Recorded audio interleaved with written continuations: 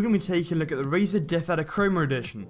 So in this video I'll be unboxing it, taking a look at its features, and also giving my over impressions of it, as well as how it's been holding up over the past few months.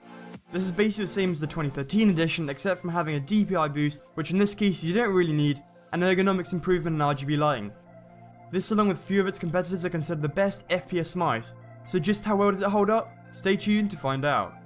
Now, getting into the unboxing, you'll notice that Razer is like the Apple of the gaming industry, at least in marketing. So on the front of the box, which most of you will only see for about 10 seconds, as well as all the features stamped on the side, parts that make up the mouse on the back, and some more in-depth features on the side. Opening the box, you get what we're all used to seeing, being some cards telling you about Razer's loyalty reward scheme, as well as the usual congratulations, there's no turning back card. Besides this, you also get a quick start guide for the DeathAdder and 2 chroma stickers with clear backgrounds. So I've broken this thing up the same as the Razer Naga review, being ergonomics, build quality, design, features, and the software. So starting with ergonomics and comfort, this mouse is pretty comfortable. It sits on the hand nicely, and for an ergonomic mouse, this is to be expected. It is quite a big mouse though compared to the Naga, so whilst the Naga is aimed at small to medium sized hands, this is somewhat medium to large. So it's much longer and has a sort of arc shape which your palm rests on. The plastic isn't rough on your skin, and the anti-slip rubber pads on the side are well placed as well. And whilst it doesn't have a 4th finger rest like the Naga, it feels just as comfortable without one. That said, something a little softer would have been nice. Now in terms of build quality, this mouse is plastic, and whilst it is a hard plastic, it does feel a little less premium due to it being so lightweight as well. It does have a nice braided cable and a gold plated USB, and the buttons do give that clicky sound and are extremely tactile. So far I haven't had any problem with the 4G sensor, which by the way is an optical sensor. So yeah, in terms of this, there's not much to say about the mouse since the frame of the mouse is plastic, but the buttons still retain that tactile click, which is what Razer calls the hyper response buttons, though they function the same as any other one. I will say though that on few occasions I have actually got the double click issue.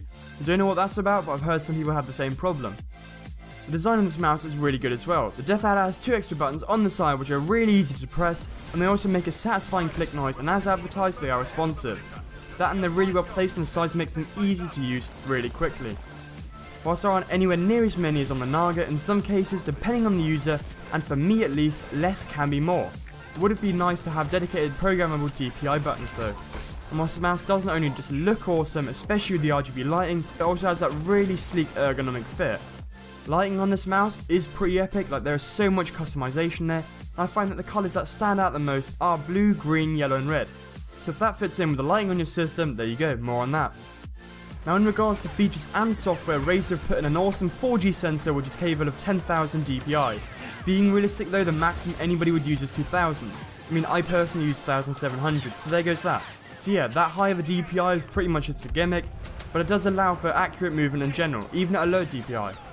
That paired with a 1000Hz polling rate makes it an absolute killer in FPS games. Now the polling rate basically determines how often the mouse sends information to the computer.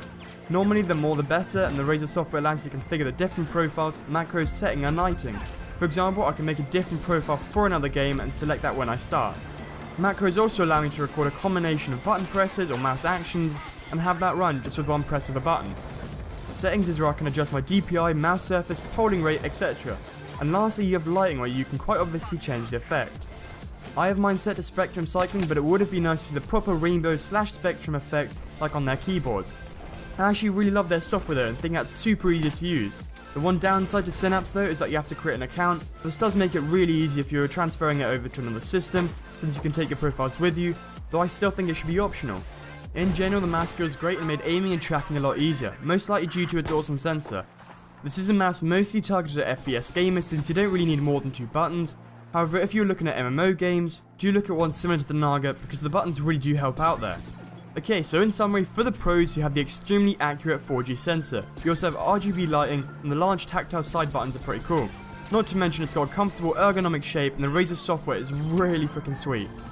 Now for the cons, the scroll wheel isn't a tilt one and there aren't designated DPI buttons. That and the build quality, while it is strong, is made entirely of plastic, which does distract from the premium product. Now in general, I highly recommend this mouse, especially if you can find it at select retailers for somewhat of a cheap price. As for being the best FPS mouse, I do genuinely think it's up there, but it's all down to user preference. Before I got the DeathAdder, I did have the Naga and replaced it for this, not because the Naga broke or anything, but because I found out I wasn't utilising the tons of buttons. That and the 4th finger rest, while comfortable, made me over aim because it slid too much on the mouse mat. Now if you're an FPS or even an RPG gamer, I highly recommend you check out this mouse. It does have some flaws, but they're not deal breaking. Now anyway guys, this has been Proto, and if you like this video, do give it a thumbs up and tell me what mouse you use. Anyway, thanks for watching. Yeah.